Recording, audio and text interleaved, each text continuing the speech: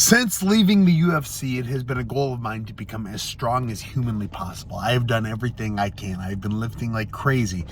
Every day, 5-6 days a week, I'm spending an hour to 2 hours a day in that gym, then going to jiu-jitsu, and then again at night doing it all over again. It's a goal of mine.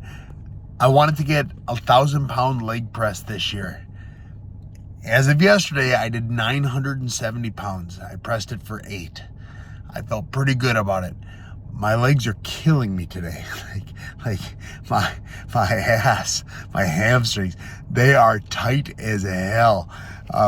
It's such a funny thought. Like, I know what lifting this weight is going to do to me. I know it will give me 3 or 4 days of terrible walking, the inability to jump. I'm not running anytime soon, but I got it done. Today, I shrugged and I overhead pressed. I can do all right at the overhead press. A lot of these lifts I'm kind of new to because I didn't do them while I was in the UFC because I couldn't afford to get hurt. Now that I'm not in the UFC, I can afford to get hurt. So I'm overhead pressing. I'm doing pretty good on that. I'm getting close to 200 on that. But shrugs are so much fun because I can do them. My traps are there. Sometimes I'll shrug to the point where my triceps cramp. I always feel like, yeah, I did enough today. So I went in there and shrugs. I can do 180 pounds. I can hold it in my hand for 10, but then my grip starts to fail.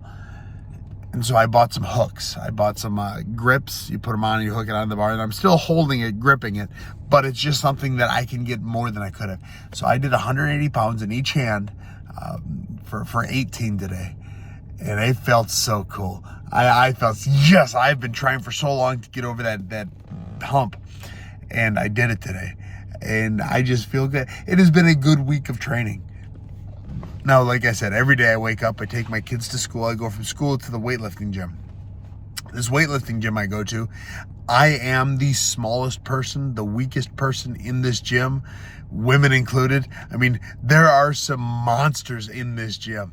So I go in there and I'm just inspired. They've got that terrible heavy metal headbanger music going, rah, screaming in the background. Everyone's got their iPods or earpods in. Everybody's doing their thing. And I go in there and I just look at these guys that have gotten so big, so muscular, so strong. These women that have gotten so big, so muscular, so strong. I said, I can do this. I can do this. And I've been pushing it. I go from weightlifting to jiu-jitsu, sometimes sparring. So Thursday, Friday sparring, Monday, Tuesday, Wednesday jiu-jitsu. I go to jiu-jitsu for an hour. So every morning I am burning between 900 and 1,200 calories. Then in the evening, I try and get another 600 to 700 calorie burn. I know that is a good push. I know what I'm going to feel. I know what I'm going to feel like if I get to 2,000 calories burnt in a day.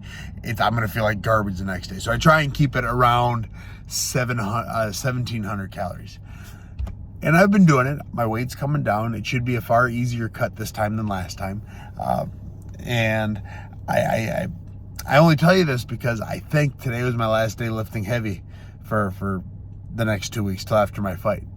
Man, I'm going to go and lift. I'm going to go get a workout, but I don't think I'm going to go heavy with it tomorrow. And it's just part of the training game. It's something fighters have to do. We have to get stronger because when we cut weight, we're going to lose some of that strength. We have to get as big as we can. But knowing that I'm probably not going to lift real heavy for the next 2 weeks makes me think, shoot, am I going to be able to get to 1,000 pounds by December 31st? I'm not going to be able to lift again until December 17th. What happens if I break my leg?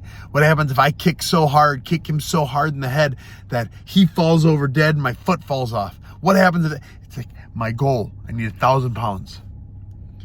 What if I hit him and I break my hand again? I lose that grip strength I've spent the last year and a half building.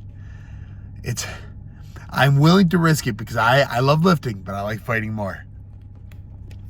My bench press has always been my weakest press because it's not a fighting muscle. Like benching doesn't matter, but I'm starting to get that. I'm going to get to 315. I'm going to be able to rep 315.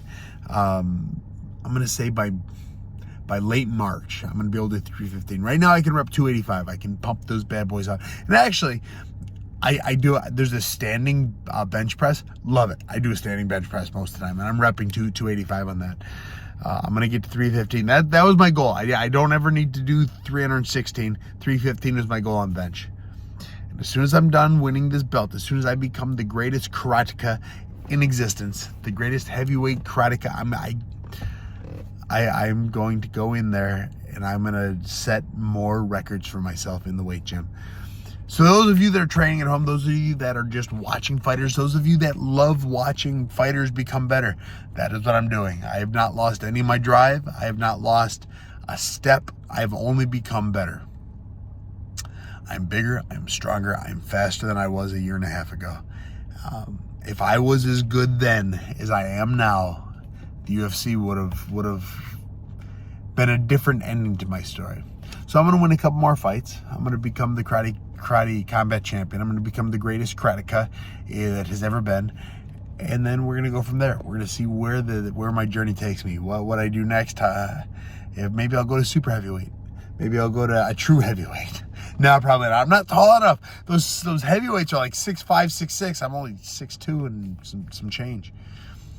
But anyway, December 15th, I'm fighting. December 15th, I'm fighting.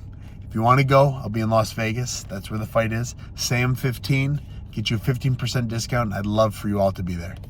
Hey, thank you guys for watching, and I'll see you in that pit.